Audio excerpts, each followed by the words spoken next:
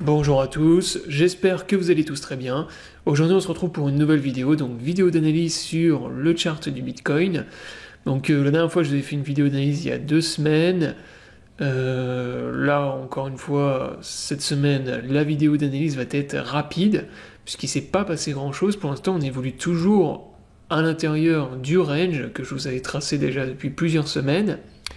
Alors il y a eu quand même des événements intéressants, on va voir ça dans la vidéo. Donc là on est sur le chart du Bitcoin en UTH4. Pour le moment on évolue toujours donc à l'intérieur du fameux range que je vous avais tracé. On a franchi une grosse résistance, quand même un gros niveau de résistance qui était la résistance des 45 000 $, que là d'ailleurs n'est pas tracé sur mon graphique, mais vous aviez une zone de résistance ici, qui correspondait en fait à l'ancien support du range qu'on avait ici dans cette zone-là, qu'on avait formé lors du mois de décembre fin de l'année dernière. Donc on avait évolué à l'intérieur d'un range ici, on avait cassé le support pour repartir dans une tendance baissière. Là on est repassé au-dessus de cette résistance. Donc on a réintégré en fait la zone de l'ancien range de fin de l'année dernière, donc ça c'est plutôt positif.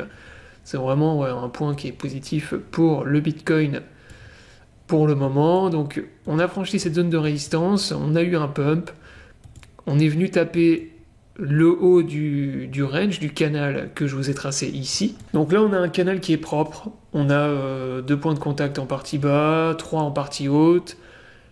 Comme je vous l'ai dit, donc là on a franchi une zone de résistance, donc ça c'est vraiment bien. On est venu faire un pullback cette semaine au niveau de cette résistance qui maintenant devient une zone de support. Donc maintenant on a une bonne zone de support au niveau des 45 000 $. Tout ça c'est un gros support. Tant qu'on ne repasse pas sous cette zone de support, pour moi, pour le Bitcoin, on est dans une bonne phase. C'est-à-dire que on a potentiellement un retournement de la tendance. Et maintenant, ce que je vous disais en fait dans mes scénarios, c'est qu'il fallait d'une part qu'on repasse au-dessus de cette zone, donc là c'est fait, et maintenant qu'on arrive à nouveau à accumuler, à reformer une zone, une nouvelle zone d'accumulation dans cette zone. Donc toujours entre les 45 000 et les 51 000 $, puisque là maintenant, on va former, en théorie, il faut qu'en tout cas qu'on forme un nouveau range dans cette zone. Donc là, on doit former un nouveau range ici, et il faut bien sûr qu'on ait une extraction du range vers le haut. Donc là maintenant ça va être la prochaine chose que je vais surveiller donc pour les semaines à venir. Pour l'instant moi je continue à surveiller d'une part le pattern que je vous ai tracé ici, donc le canal qui est ici, et maintenant le range, le nouveau range qu'on est en train de former entre 45 000 et 51 000 $. Donc si plus tard on a une extraction du range vers le haut, qu'on arrive à repasser au-dessus de la résistance des 51 000, 52 000 $, eh bien, il y a de fortes probabilités en fait qu'on repart dans une tendance haussière, c'est-à-dire que là, on aura eu un retournement de la tendance définitive, donc la tendance bear là est terminée, on aura eu une stabilisation du Bitcoin, retournement de la tendance et retour du bull market, au moins pour une grosse partie de l'année 2022. Et inversement, si on break, on repasse en fait sous le support des 45 000 $, moi je m'attends à un énorme long squeeze et un BTC qui va revenir taper le bas du canal. Donc ça c'est vraiment mes scénarios, on va dire, pour le mois d'avril, que je vais surveiller pour les prochaines semaines. Donc voir en fait ce que le marché va faire à l'intérieur du canal et bloqué entre ces deux zones de range. Tant qu'on est bloqué dans cette zone, pour l'instant, on est toujours dans une zone d'incertitude.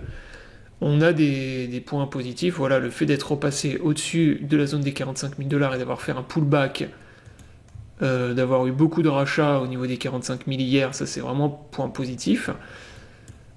Mais d'un autre côté, on n'a toujours pas de confirmation d'un retournement de la tendance. Et on peut très bien être dans ce qu'on appelle un bull trap, c'est-à-dire faire croire au bull que voilà, ça repart vers le haut, alors que en fait, bah non, pas du tout. On est toujours à l'intérieur d'un canal, ici, canal haussier. Pour l'instant, tant qu'on est bloqué à l'intérieur de ce canal et qu'on n'arrive pas à le break-up, comme ce que je vous disais, moi, c'est que ça, c'est plutôt un pattern de consolidation bear. Donc on est dans un canal haussier. tant qu'il n'est pas cassé vers le bas, il n'y a pas à s'inquiéter. Mais si on venait à casser le canal plus tard, à casser sa ligne de tendance, sa ligne de support, derrière, pour moi, c'est Bitcoin qui revient à 30 000 $. Donc retour sur un support des 30 000 $. Donc là, on a une consolidation qui est totalement différente par rapport à celle qu'on avait eue lors du mois de mai. C'est ce que je vous disais aussi, mai, juin, juillet ici. On avait eu là une consolidation boule avec des grosses divergences haussières. Là, c'est absolument pas le cas. On a un Bitcoin qui repart vers le haut, mais il n'y a pas eu de grosses dives haussières, il n'y a pas non plus de consolidation dans un pattern boule. Là, on évolue vraiment dans un canal haussier. Et ce qu'il va falloir surveiller, c'est l'extraction du canal et l'extraction du range. Donc ça va vraiment être le plus important pour les semaines à venir. Et moi, comme je vous l'ai dit, je vais surveiller les deux scénarios que je vous ai tracés ici. Si on casse le canal vers le haut et qu'on repasse au-dessus de la résistance des 51-52 000, moi je repasse boule sur les cryptos sur le marché des cryptos, sur Bitcoin, parce que là il y aura de fortes probabilités qu'on reparte à nouveau dans une tendance haussière et qu'on revienne au moins jusqu'à 60 000 $. Et si on revient jusqu'à 60 000 $, prochaine grosse résistance au niveau des 60 000 $, faudra voir, mais les probabilités en fait pour moi de reformer un nouvel ATH cette année sont très élevées si on arrive à repasser au-dessus de ce niveau-là. Si on repasse au-dessus des 52 000, on va dire 52 000, 53 000 $. Ça c'est vraiment la résistance majeure, le niveau majeur, pivot, voilà, entre on va dire le marché baissier et le marché haussier. Si on repasse au-dessus de ce niveau, moi je repasse boule, et tant qu'on est bloqué au milieu dans le range, on est dans une zone d'incertitude, c'est-à-dire qu'on peut toujours pas savoir si on est boule ou si on est bear, on est entre les deux.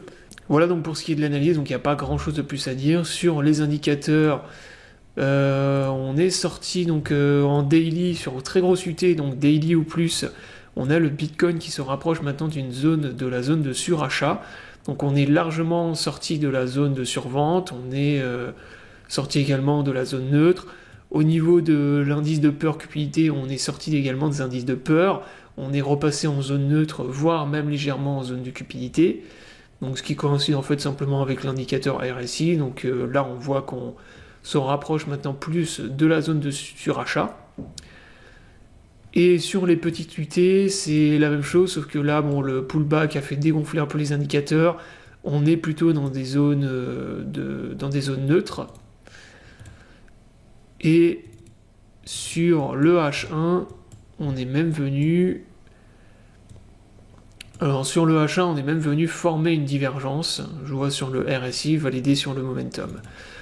Donc voilà, il y a des divergences plutôt baissières maintenant, qui se forment. Alors après, c'est des divergences qui sont pas en zone de surachat, qui sont pas non plus sur des UT qui sont très élevées, donc c'est sur petite UT, donc ça peut être purge assez rapidement, hein, ce genre de divergence. Donc là pour l'instant les indicateurs sont repassés en zone neutre, voire légèrement en zone de surachat, mais il n'y a pas non plus de choses, sur les indicateurs il n'y a pas non plus de gros signaux vendeurs, ni de gros signaux acheteurs d'ailleurs non plus, c'est plutôt neutre. Donc c'est pour ça que là c'est très difficile de se positionner actuellement sur BTC. Alors là il y a toujours des longs bien sûr qui peuvent être posés, hein. Là c'est poser un long ici avec un stop loss juste en dessous du support des 45 000 $, c'est une bonne stratégie. Voilà, pour l'instant on est toujours en zone d'incertitude comme je vous l'ai dit, et moi pour les semaines à venir je vais surveiller les scénarios que je vous ai dessinés ici. Donc j'espère que la vidéo vous aura plu, je vous invite à vous abonner à la chaîne pour ne pas rater les prochaines vidéos, je vous souhaite à tous une bonne journée et à bientôt pour une prochaine vidéo.